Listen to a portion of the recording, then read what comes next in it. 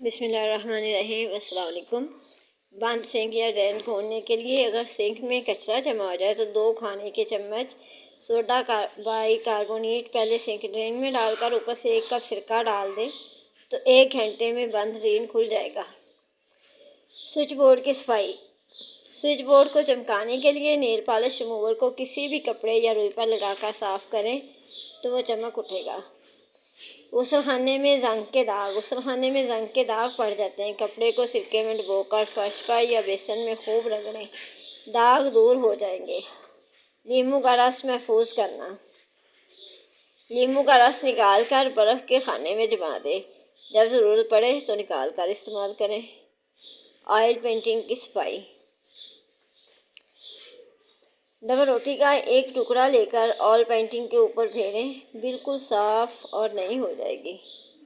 कपड़े पर नील के धब्बे। अगर कपड़े को नील देना हो तो नीम गर्म पानी में नील के साथ थोड़ा सा नमक या कास्टिक सोडा मिला लें, कपड़े पर नील के धब्बे नहीं पड़ेंगे। चमड़े के सैंडल साफ करें। चमड़े के सैंडल मैले हो जाएं तो तारपीन के तेल से बिल्कुल साफ हो जाएंगे। फलों और सब्जियों को ताज़ा रखना।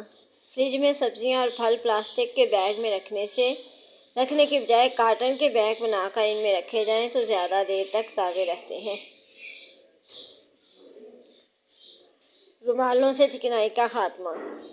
किचन में काम करते वक्त रोटी के रुमालों में चिकनाई लग जाती है। चिकनाई निकालने के लिए सादा और आसान हल ये है कि लाइफबॉय कार्बोलिक साबुन से 1-2 मरतबा धो लें, चिकनाई गायब हो जाएगी। आजमाइश शर्त है। कमसिन बच्चों की नैपी रेश ख़त्म करना हो तो थोड़ा सा खुशक कॉर्नफ्लोर लगा दें, फ़ौरन ठीक हो जाएगा।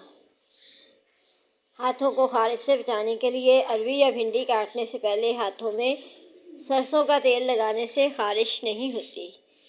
मिर्चों की जलन से बचने के लिए मिर्चों की जलन हाथों से ख़त्म करने के लिए नील या चीनी मिले पानी में हाथ डुबोएं। शुक्रिया।